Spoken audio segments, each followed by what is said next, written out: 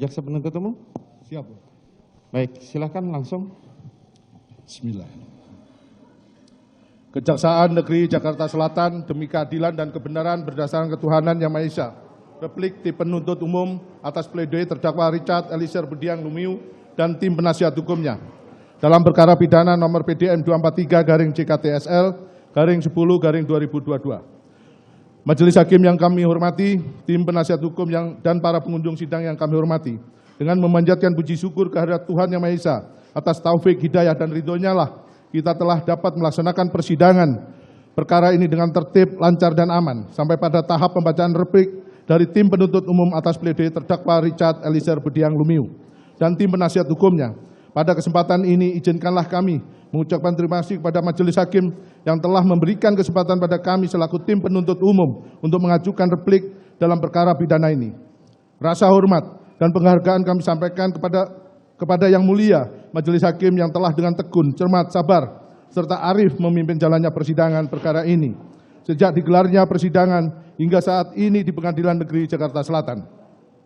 Ungkapan yang sama kami sampaikan kepada tim penasihat hukum yang telah menjalankan tugasnya secara profesional dan proporsional dengan penuh semangat dan kesungguhan dalam mendampingi kliennya yang tetap dilakukan dalam kerangka hukum pidana formil sesuai dengan batasan-batasan yang diatur dalam Kitab Undang-Undang Hukum Acara Pidana yang selanjutnya disebut KUHP. Oleh karenanya, keberadaan tim penasihat hukum menjadi satu bagian yang tidak terpisahkan dari terselenggaranya persidangan dalam perkara tindak pidana yang dilakukan terdakwa Richard Eliezer Budiang Lumiu. Majelis Hakim yang kami muliakan, tim penasihat hukum yang terhormat, dan para pengunjung sidang yang kami hormati, bahwa pada persidangan hari Rabu tanggal 25 Januari 2023, terdakwa Richard Eliezer Budiang Lumiu maupun tim penasihat hukum telah membacakan pledoi. Pada kesempatan ini kami tim penuntut umum menanggapi pledoi baik dari terdakwa Richard Eliezer Budiang Lumiu maupun pledoi dari tim penasihat hukum. Memperhatikan isi pledoi dari terdakwa Richard Eliezer Budiang Lumiu maupun pledoi tim penasihat hukum yang pada pokoknya memohon kepada Majelis Hakim yang menyidangkan perkara ini agar pledoi pribadi terdakwa Richard Eliezer Budiang Lumiu tidak kami bacakan dan dianggap dibacakan. Pledoi tim penasihat hukum nomor 1 sampai dengan 6 tidak kami bacakan dan dianggap dibacakan. Setelah tim penuntut umum mempelajari dan mencermati dengan seksama pledoi tim penasihat hukum, semakin kokohlah pendirian dan keyakinan tim penuntut umum atas surat tuntutan yang telah dibacakan dalam persidangan pada hari Rabu tanggal 18 Januari 2023. Karena pledoi dari terdakwa Richard Eliezer Budiang Lumiu dan tim penasihat hukumnya didasarkan pada penilaian yang subjektif guna melepaskan terdakwa Richard Eliezer Budiang Lumiu dari tuntutan hukum terhadap perbuatan yang telah terdakwa Richard Eliezer Budiang Lumiu lakukan. Hal tersebut akan dibuktikan kembali oleh tim penuntut umum dalam replik ini yang merupakan satu kesatuan yang tak terpisahkan dengan surat tuntutan yang telah kami bacakan pada hari Rabu tanggal 18 Januari 2023. Bahwa permohonan penuntut umum tersebut berdasarkan atas pertimbangan-pertimbangan penasihat hukum yang dikemukakan dalam pledoinya sebagai berikut. A. Nota pembelaan pribadi terdakwa Richard Eliezer Budiang Lumiu. Terdakwa Richard Eliezer Budiang Lumiu mengajukan nota pembelaan yang disusun dan disampaikan sendiri oleh terdakwa Richard Eliezer Budiang Lumiu, yang mana pada pokoknya terdakwa Richard Eliezer Budiang Lumiu menanyakan apakah sikap yang jujur yang dilakukan terdakwa Richard Eliezer Budiang Lumiu selama dalam persidangan harus dibalas dengan hukuman 12 tahun penjara sebagaimana tuntutan yang dibacakan penuntut umum. Tanggapan bahwa dalam persidangan terdakwa Richard Eliezer Budiang Lumiu mengajukan pledoi yang disusun dan disampaikan sendiri oleh terdakwa Richard Eliezer Budiang Lumiu, yang mana pada pokoknya terdakwa Richard Eliezer Budiang Lumiu menanyakan apakah sikap yang jujur yang dilakukan terdakwa Richard Eliezer Budiang Lumiu selama dalam persidangan harus dibalas dengan hukuman 12 tahun penjara sebagaimana tuntutan yang dibacakan penuntut umum. Bahwa pledoi terdakwa Richard Eliezer Budiang Lumiu yang disampaikan dalam persidangan akan kami jawab sebagai berikut. Bahwa tugas dan kewenangan penuntut umum sebagaimana diamanatkan dalam undang-undang dan peraturan perundang-undangan yang mengatur tentang kewenangan kejaksaan adalah melakukan penuntutan terhadap seseorang atau badan hukum yang dituduhkan melakukan suatu tindak pidana. Bahwa dalam melakukan penuntutan, penuntut umum diwajibkan untuk melakukan pembuktian berdasarkan pasal 183 Kitab Undang-Undang Hukum Acara Pidana, di mana jaksa penuntut umum dalam melakukan pembuktian haruslah berdasarkan minimal dua alat bukti yang cukup. Bahwa dalam persidangan yang dilakukan terhadap terdakwa Richard Eliezer Budiang Lumiu, kami, tim penuntut umum, telah dapat membuktikan perbuatan terdakwa Richard Eliezer Budiang Lumiu berdasarkan dua alat bukti yang cukup yang mendukung pembuktian terhadap perbuatan pidana yang dilakukan oleh terdakwa Richard Eliezer Budiang Lumiu. Bahwa terkait tinggi rendahnya stratmat tuntutan yang kami ajukan di depan persidangan terhadap terdakwa Richard Eliezer Budiang Lumiu telah ditentukan berdasarkan parameter penentuan yang sudah jelas sebagaimana yang diatur dalam standar operasional prosedur penanganan perkara tindak pidana umum yang berlaku dan berdasarkan peran terdakwa Richard Eliezer Budiang Lumiu dalam perbuatan pidana sebagaimana yang kami dakwakan terhadap terdakwa Richard Eliezer Budiang Lumiu tanpa tendensi apapun yang melatar belakangi hal tersebut. Dan kami berpendapat tinggi rendahnya tuntutan yang kami ajukan kepada majelis hakim terhadap terdakwa Richard Eliezer Budiang Lumiu sudah memenuhi asas kepastian hukum dan rasa keadilan. Bahwa selain itu, tim penuntut umum mempertimbangkan peran terdakwa Richard Eliezer Budiang Lumiu sebagai eksekutor atau pelaku yang melakukan perbuatan penembakan kepada korban Nofriansah Yosua Huta Barat sebanyak 3 sampai 4 kali. Sehingga berdasarkan hal tersebut, kami tim penuntut umum menuntut terdakwa Richard Eliezer Budiang Lumiu selama 12 tahun penjara.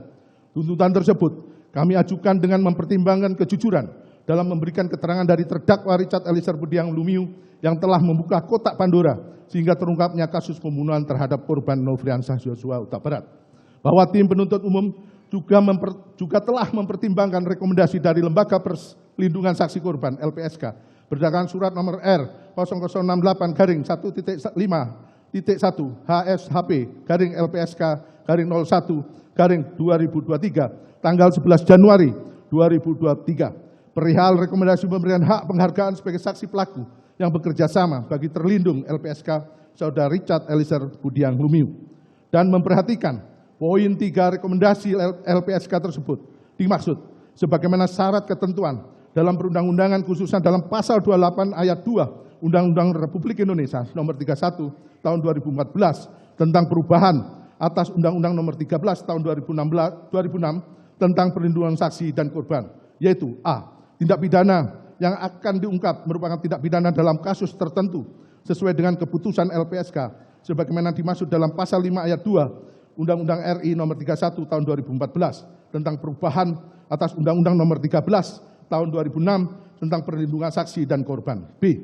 Sifat pentingnya keterangan yang diberikan oleh saksi pelaku dalam mengungkap suatu tindak pidana. E. Bukan sebagai pelaku utama dalam tindak pidana yang diungkapkan. Dan D. Adanya ancaman yang nyata atau kekhawatiran akan terjadinya ancaman, tekanan fisik atau psikis terhadap saksi pelaku atau keluarganya, juga tindak pidana tersebut diungkap menurut keadaan yang sebenarnya. Bahwa tim penuntut umum juga sudah mempertimbangkan sehubungan dengan penjelasan pasal 10A ayat 3 huruf A Undang-Undang RI nomor 31 tahun 2014 tentang perubahan atas Undang-Undang nomor 13 tahun 2006 tentang perlindungan saksi dan korban. Yaitu yang dimaksud dengan keringanan penjatuhan pidana mencakup pidana percobaan, pidana bersyarat khusus, atau penjatuhan pidana yang paling ringan di antara terdakwa lainnya.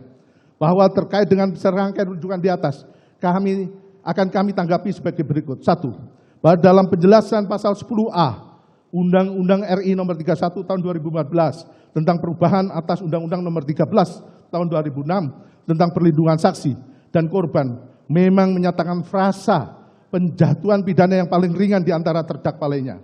Namun demikian, pasal AHU belum mengakomodir keadaan di mana saksi pelaku yang bekerja sama juga sebagai pelaku material terdakwa Richard Eliezer Budiang Lumiu yang mempunyai peran lebih dominan dibandingkan dengan peran para terdakwa lainnya kecuali saksi Freddy Sambo pelaku utama dalam rangkaian tindak pidana turut serta melakukan pembunuhan berencana terhadap korban Nofriansah Yosua Huta Barat, sehingga permohonan tuntutan kepada majelis hakim untuk penjatuhan pidana yang paling ringan terhadap terdakwa Richard Eliezer Budiang Lumiu di antara terdakwa lainnya perlu mendapat kajian secara mendalam.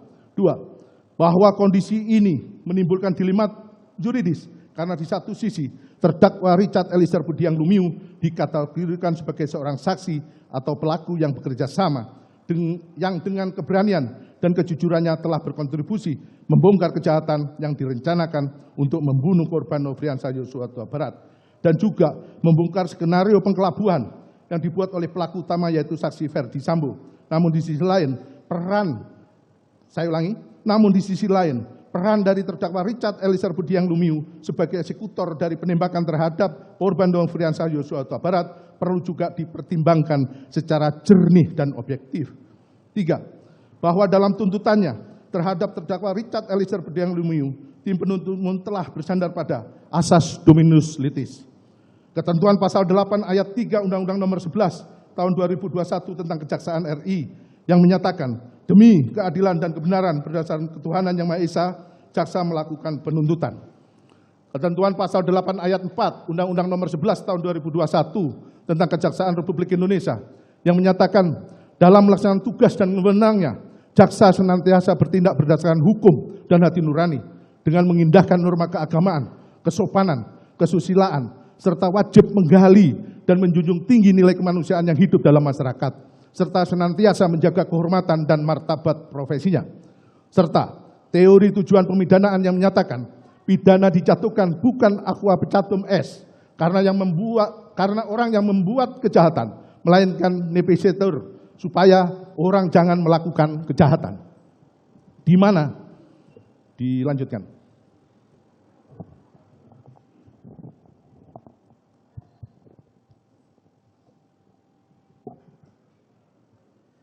Di mana berdasarkan landasan berpikir di atas, tim penuntut umum telah berusaha menggali penderitaan dan sakitnya korban Nofriansah Yosua Huta Barat sesaat sebelum ditembak sampai dengan bersangkutan merenggang nyawa akibat timah panas yang menembus dan bersarang dalam tubuhnya. Kejujuran, kontribusi, dan konsistensi terdakwa Richard Eliezer Budiang Lumiu dalam membongkar perkara aku, saksi pelaku yang bekerja sama. Peran terdakwa Richard Eliezer Budiang Lumiu sebagai eksekutor penembakan terhadap korban Nofriansah Yosua Huta Barat. Peran saksi Ferdi Sambo sebagai pelaku utama dengan tuntutan pidana penjara seumur hidup.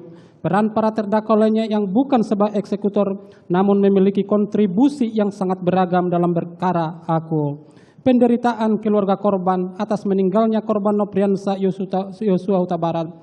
Pemaafan keluarga korban Nofriansah Yosua Huta Barat kepada terdakwa Richard Eliezer Budiang Lumiu serta kondisi sosial kemasyarakatan sehubungan dengan faktor penjara pidana baik bagi terdakwa Richard Eliezer Budiang Lumiu agar tidak lagi melakukan perbuatan yang sama di kemudian hari sebagaimana teori prevensi khusus, maupun bagi masyarakat luas untuk mempertahankan ketertiban masyarakat dari gangguan penjahat, sehingga dengan memidana pelaku kejahatan secara proporsional, diharapkan anggota masyarakat lainnya tidak akan melakukan tindak pidana sebagaimana tujuan dari teori prevensi umum.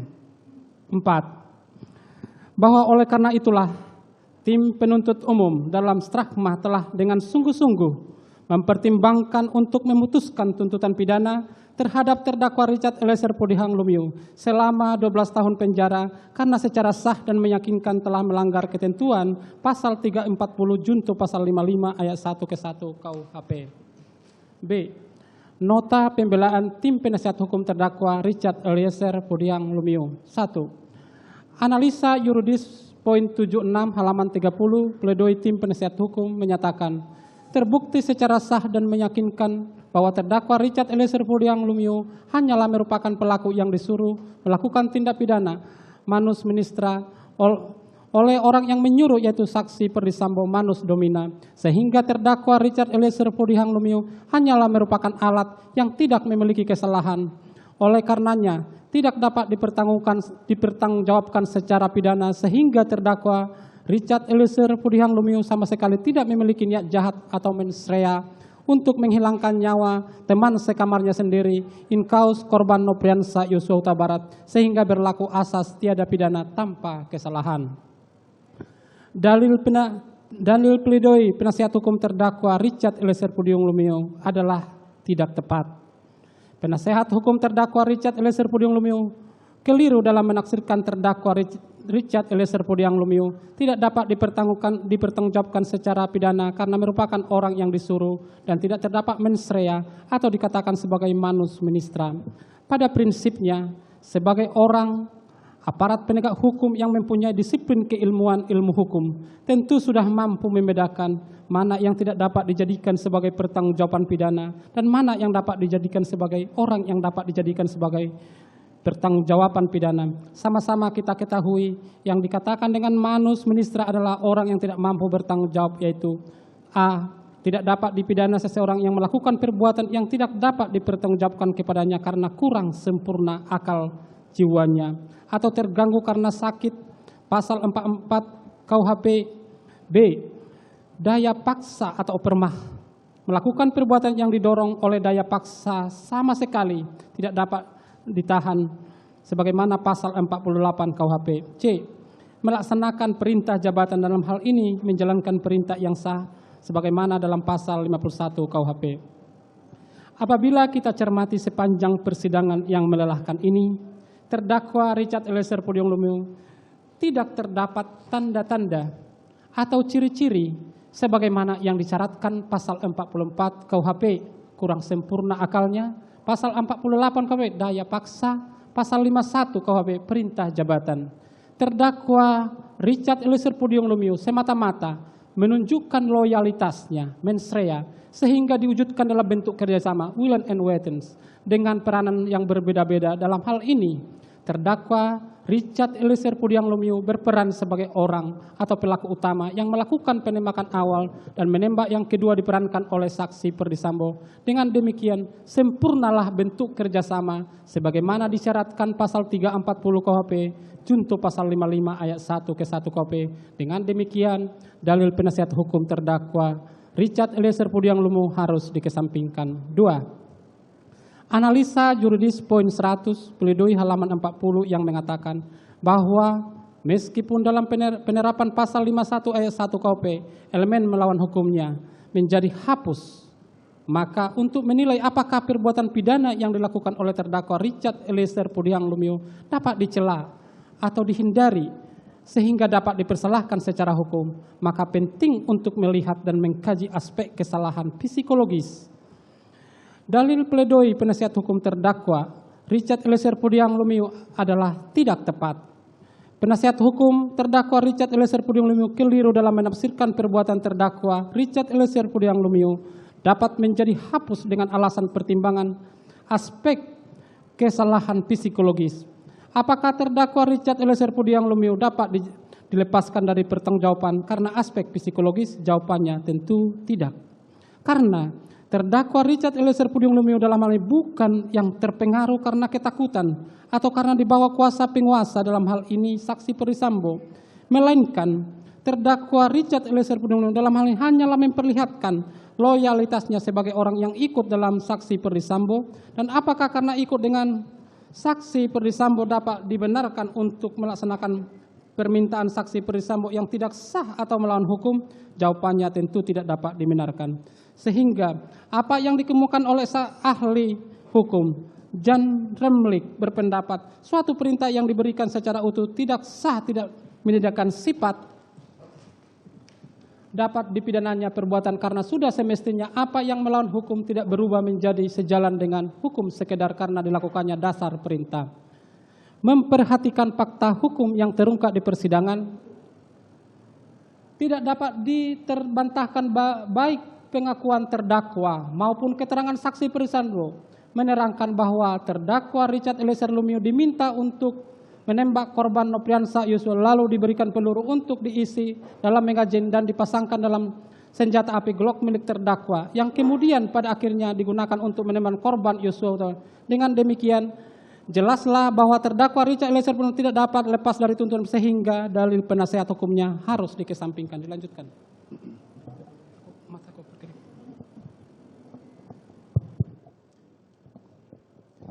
Tiga, analisa yuridis Poin 106 halaman 45, pledoi tim penasihat hukum yang menyatakan bahwa jaksa penuntut umum hanya menilai sikap batin dari terdakwa Richard Eliezer Pudiang Lumiu dari ukuran normatif dari perspektif jaksa penuntut umum dan tidak melihat kesalahan psikologis yang sebenarnya sudah diterangkan oleh ahli dari jaksa penuntut umum maupun ahli penasihat hukum terdakwa. Dalil pledoi penasihat hukum, terdakwa Richard Eliezer Pudiang Lumiu adalah tidak tepat. Penasihat hukum terdakwa Richard Eliezer Pudiang Lumiu keliru dalam menafsirkan kesalahan terdakwa Richard Eliezer Pudiang Lumiu. Jika terdakwa Richard Eliezer Pudiang Lumiu di bawah pengaruh secara psikologis, maka tentu terdakwa Richard Eliezer Pudiang Lumiu melakukan penembakan terhadap korban Nofriansah Yosua Huta Barat tidak terlaksana dengan baik. Akan tetapi dalam hal ini tidak demikian. Penembakan yang dilakukan terdakwa Richard Eliezer Pudiang Lumiu kepada korban Nofriansah Yosua Huta Barat merupakan perbuatan pembunuhan berencana yang sempurna dan terlaksana dengan baik. Dapat terlihat dimulai dari mempersiapkan alat yang digunakan, dalam hal ini peluru dan senjata api, lalu melaksanakan di lokasi yang sudah ditentukan, dalam hal ini di Rumah Dinas Duren 3 nomor 46, dan melaksanakan pembunuhan berencana berdasarkan peran masing-masing, yakni terdakwa Richard Eliezer Pudiang Lumiu yang berperan untuk menembak korban Nofriansah Yosua Huta Barat, sedangkan saksi Ferdi Sambo berperan menembak korban Nofriansah Yosua Huta Barat lalu menembak dinding untuk menciptakan situasi tembak-menembak. Saksi Putri Chandrawati bersama-sama saksi Kuat Maruf, saksi Riki Rizal Wibowo, terdakwa Richard Eliezer Pudiang Lumiu berperan untuk membawa korban Nofriansah Yosua Huta Barat dari Rumah Saguling ke Rumah Dinas Duren 3 nomor 46 dengan alasan untuk melakukan isolasi mandiri. Setelah itu, saat di Rumah Duren 3 nomor 46, saksi Kuat Maruf bersama-sama saksi Riki Rizal Wibowo bertugas membawa korban Nofriansah Yosua Huta Barat ke hadapan saksi Ferdi Sambo yang sebelumnya melakukan pengamanan menutup pintu dan jendela lantai 2 Rumah Dinas Duren 3 nomor 46 yang kemudian merupakan fakta hukum korban Nofriansah Yosua Huta Barat tertembak hingga mati bergelimang darah di Rumah Dinas Duren 3 nomor 46. Hal tersebut sejalan dengan ajaran kesalahan deskriptif normatif sebagaimana yang dikemukakan oleh Mulyatno dalam pidato pengukuhan guru besar dalam Disnatalis ke-6 Universitas Gajah Mada pada tanggal 19 Desember 1955 yang melepaskan ajaran kesalahan psikologis tersebut guna mempermudah lapangan penuntutan. Karena apabila ajaran kesalahan psikologis digunakan, maka setiap persidangan dalam membuktikan bersalah atau tidaknya terdakwa oleh hakim haruslah menghadirkan psikiater, yang tentunya dengan menghadirkan psikiater tersebut akan mengakibatkan pencarian kebenaran material dalam persidangan pidana akan semakin panjang dan tentunya membutuhkan tambahan waktu untuk memperoleh keterangan ahli pada tiap persidangannya. Pendapat tersebut sejalan dengan pendapat Prof. Edward Omar Sarif Hiariah dalam bukunya Prinsip-Prinsip Hukum Pidana edisi revisi adalah hubungan batin antara pelaku dengan perbuatan yang dilakukannya. Jika perbuatannya dikehendaki, maka pelaku telah melakukan perbuatan dengan sengaja. Namun jika perbuatan tersebut tidak dikehendaki, maka perbuatan tersebut merupakan suatu kealpaan. Sedangkan kesalahan deskriptif normatif merupakan penilaian dari luar dengan menggunakan ukuran-ukuran yang bersifat normatif untuk kemudian menentukan apakah perbuatan tersebut dapat dicelakan pada pelaku dan apakah perbuatan tersebut dapat dihindari ataukah tidak oleh pelaku. Halaman 159. Dengan demikian, penuntut umum menilai dengan ajaran kesalahan psikologis tersebut, maka sikap batin subjektif pelaku yang menentukan dapat tidaknya seseorang dikatakan bersalah melakukan suatu tindak pidana yang juga dikemukakan oleh Simon akan membuat keterangan psikiater inilah yang menjadi tombak mengenai pertanggungjawaban dari seseorang yang melakukan tindak pidana, sehingga demikian bertentangan dengan sistem pembuktian negatif Wadelich Bewis teori yang dianut dalam hukum acara pidana di Indonesia, yang secara kontrario diatur bahwa hakim tidak boleh menjatuhkan pidana kepada seorang kecuali apabila dengan sekurang-kurangnya 2 alat bukti yang sah ia memperoleh keyakinan bahwa suatu tindak pidana benar-benar terjadi dan bahwa terdakwalah yang bersalah melakukannya, sebagaimana diatur dalam pasal 183 KUHP, sehingga berdasarkan pengaturan tersebut terlihat bahwa keterangan ahli sebagai alat bukti sebagaimana disebut dan diatur dalam pasal 1 angka 28, pasal 184 ayat 1 B dan pasal 186 KUHP merupakan alat bukti yang kekuatan pembuktian bebas yang juga dituturkan oleh M. Yahya Harahap dalam bukunya yang berjudul Pembahasan Permasalahan dan Penerapan KUHP, bahwa keterangan ahli tidak mempunyai kekuatan yang pembuktian yang menentukan dan mengikat.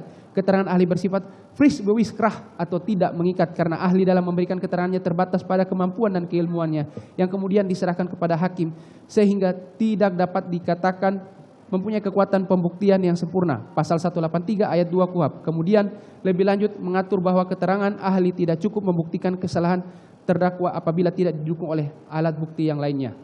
Alat bukti keterangan ahli tidak mempunyai nilai kekuatan pembuktian yang mengikat dan menentukan. Dengan demikian nilai kekuatan pembuktian keterangan ahli sama dengan nilai kekuatan yang melekat pada alat bukti keterangan saksi, yaitu mempunyai nilai kekuatan pembuktian bebas atau free bewiskrah. Hakim bebas menilainya dan tidak terikat kepadanya. Namun, penilaian hakim ini harus benar-benar bertanggung jawab atas landasan moral demi terwujudnya kebenaran sejati dan demi tegaknya hukum serta kepastian hukum. Dari uraian argumentasi di atas dapat dilihat bahwa ajaran kesalahan psikologis sebagaimana didengung-dengungkan oleh tim penasihat hukum tidaklah sesuai dengan konsep hukum pembuktian yang ada di Indonesia. Karena dengan digunakannya ajaran kesalahan, maka dalil penasihat hukum terdakwa Richard Eliezer Pudiang Lumiu harus dikesampingkan. Dilanjutkan. 4. Dalil tim penasihat hukum terdakwa sebagaimana tertuang dalam poin 107 pledoi halaman 46 yang menyatakan, sehingga tidak mengherankan penerapan dari ajaran kesalahan normatif deskriptif seringkali membawa kepastian hukum yang tidak berkeadilan, yang berpotensi membuat kondisi lembaga pemasyarakatan yang kapasitasnya hanya 132.000 orang menjadi sesak dan penuh karena dihuni oleh 280.000 warga binaan, belum termasuk terusan Polri. Dalil pledoi penasihat hukum terdakwa Richard Eliezer Pudiang Lumiu adalah tidak tepat, serta sangat klise dan lemah dalam berlogika, serta merupakan dalil yang sangat subjektif, tidak dapat divalidasi kebenarannya, dan mudah dipatahkan karena tidak disertai dengan adanya bukti ilmiah yang menjelaskan adanya kausalitas antara penggunaan ajaran kesalahan normatif deskriptif dengan kondisi lembaga pemasyarakatan yang menjadi penuh sesak karena over capacity, serta tidak adanya bukti ilmiah yang dapat membangun argumentasi yuridis dalam penggunaan ajaran kesalahan psikologis akan dapat menurunkan kondisi over capacity dalam lembaga pemasyarakatan di Indonesia, sehingga dalil tim penasihat hukum yang meminta dipertimbangkannya ajaran kesalahan psikologis pada diri terdakwa Richard Eliezer Pudiang Lumiu haruslah dikesampingkan. 5. Terdakwa berada dalam pengaruh daya paksa sebagaimana dimaksud pasal 48 KUHP, sehingga perbuatan terdakwa Richard Eliezer Pudiang Lumiu tidak dapat dipertanggungjawabkan secara pidana yang dinyatakan pada pledoi tim penasihat hukum halaman 33. Dalil pledoi penasihat hukum terdakwa Richard Eliezer Pudiang Lumiu adalah tidak tepat dan prematur. Penasehat hukum berkesimpulan sendiri dengan mengatakan terdakwa Richard Eliezer Pudiang Lumiu berada dalam pengaruh daya paksa sebagai masuk dalam pasal 46 KUHP. Penasehat hukum tidak memperhatikan fakta hukum yang sudah tidak dapat terbantahkan lagi. Terdakwa Richard Eliezer Pudiang Lumiu bersedia untuk menembak korban Nopriansa Yosua Huta Barat ketika diminta oleh saksi Perdisambo untuk menembak korban Nopriansa Yosua Huta Barat yang akan dilaksanakan di rumah dinas Duren 346, hingga pada akhirnya terdakwa Richard Eliezer Pudiang Lumiu menembak korban Nopriansa Yosua Huta Barat saat mendengar permintaan saksi Perdisambo dengan kata-kata, "Woi, kau tembak cepat, cepat, woi, kau tembak." Lalu terdakwa Richard Eliezer Pudiang Lumiu menembak korban Nopriansa Yosua Huta Barat hingga terjatuh, mengerang kesakitan, yang mana tembakan terdakwa Richard Eliezer Pudiang Lumiu yang mengenai dada korban Nopriansa Yosua merupakan salah satu penyebab kematian. Berdasarkan fakta hukum tersebut tidak dapat adanya paksaan atau daya paksa yang dapat digolongkan sebagai alasan pembenar maupun alasan pemaaf, sehingga tepatlah pendapat Simon yang mengemukakan opermah itu dapat berupa keadaan terpaksa secara fisik dan keadaan terpaksa secara psikis. Secara fisik itu dapat terjadi karena paksaan yang dilakukan oleh orang ketiga, misalnya dengan memegang tangan orang yang dipaksa untuk menandatangani sepucuk surat di dalam kejahatan pemalsuan surat. Selanjutnya, misalnya dengan dirampasnya kemerdekaan seseorang yang dipanggil sebagai saksi, termasuk pula ke dalam suatu perbuatan yang dilakukan karena terpaksa disewakan bekerja sama kekuatan alam. Misalnya, seseorang terpaksa pulang dalam keadaan telanjang karena pakaiannya yang diletakkan di tepi sungai ketika mandi telah hilang ditebakan oleh angin yang tiba-tiba bertiup dengan sangat kencangnya. Keadaan terpaksa secara psikis ini terjadi misalnya jika orang yang memakai kekerasan atau ancaman kekerasan itu membiarkan orang yang dipaksa untuk tetap bebas secara fisik dan juga bebas untuk tidak melakukan sesuatu sesuai dengan yang dikehendakinya. Akan tetapi kekerasan atau ancaman kekerasan itu mempunyai pengaruh yang demikian rupa sehingga sangat mempengaruhi keputusan dan kehendak dari seseorang yang dipaksanya itu. Bahwa Juga terdapat jurisprudensi terkait dengan daya paksa pasal 48 KUHP adalah sebagai berikut. MA Mahkamah Agung nomor tanggal 30 Mei 1961 nomor 121K/KR/1960. Keberatan penuntut kasasi yang mengatakan bahwa pelanggaran yang telah dilakukannya itu adalah karena terpaksa, yaitu karena terdorong oleh perasaan pribadinya, yaitu setelah ia mengangkat penumpang maksimum yang terdiri dari orang-orang biasa, ia memperbolehkan seorang anggota tentara untuk naik yang ia kenal petugas di daerah itu, dan anggota tentara itu juga tidak dipungut bayaran. Tidaklah dapat dibenarkan karena keberatan tersebut bukanlah dorongan yang bersandar pada rasa pribadi penuntut kasasi dan merupakan paksaan termasuk di dalam pasal 48 KUHP, sehingga perbuatan penuntut kasasi tetap merupakan tindak pidana. Dan Hokrat 21 Mei 1916 NJ 1918 halaman 651 W10293 28 April 1930 NJ 1920 1140 April 1938 1939 nomor 939 yang berbunyi dengan mengemukakan satu-satunya alasan bahwa tertuduh telah melakukan perbuatan yang dapat dihukum itu karena mendapat perintah dari orang tuanya atau majikannya, tidaklah mengesahkan alasan tertuduh bahwa ia telah berbuat karena opermah. Apabila dihubungkan antara fakta hukum yang dikemukakan oleh terdakwa Richard Eliezer Pudihang Lumiu dengan pendapat ahli dan jurisprudensi di atas, keterangan dari terdakwa Richard Eliezer Pudihang Lumiu tersebut belum cukup untuk membuktikan bahwa penembakan tersebut dilakukannya dalam keadaan terpaksa secara psikis. Bahwa dalam keadaan terpaksa secara psikis terjadi jika orang memakai kekerasan atau ancaman kekerasan, membiarkan orang yang dipaksa untuk tetap bebas secara fisik dan juga bebas untuk tidak melakukan sesuatu sesuai dengan apa yang dikehendakinya. Akan tetapi kekerasan atau ancaman kekerasan itu mempunyai pengaruh yang sedemikian rupa bahwa yang perlu digarisbawahi dari pendapat tersebut adalah adanya paksaan dalam bentuk kekerasan atau ancaman kekerasan dari orang yang memaksa dan mempunyai pengaruh yang sedemikian rupa. Bahwa dari keterangan terdakwa Richard Eliezer Pudihang Lumiu tidak tergambar adanya paksaan baik dalam bentuk kekerasan maupun ancaman kekerasan yang mempunyai pengaruh demikian rupa dari saksi Ferdy Sambo yang mengakibatkan terdakwa Richard Eliezer Pudihang Lumiu dalam keadaan tertekan secara psikis sehingga langsung mengiyakan perintah dari saksi Ferdy Sambo tersebut, bahwa teriakan Ferdy Sambo dengan kata-kata, "Woi, kau tembak, cepat, cepat kau tembak," juga tidak termasuk paksaan baik dalam bentuk kekerasan maupun ancaman kekerasan yang mempunyai pengaruh demikian rupa yang dapat mengakibatkan terdakwa Richard Eliezer Pudihang Lumiu dalam keadaan tertekan secara psikis. Dengan demikian, dalil-dalil penasihat hukum harus dikesampingkan. Berdasarkan keseluruhan uraian tersebut di atas, kami tim penuntut umum dalam perkara ini berpendapat bahwa pledoi tim penasihat hukum haruslah dikesampingkan karena uraian-uraian pledoi penasihat hukum tidak memiliki dasar yuridis yang kuat yang dapat digunakan untuk menggugurkan surat tuntutan penuntut umum.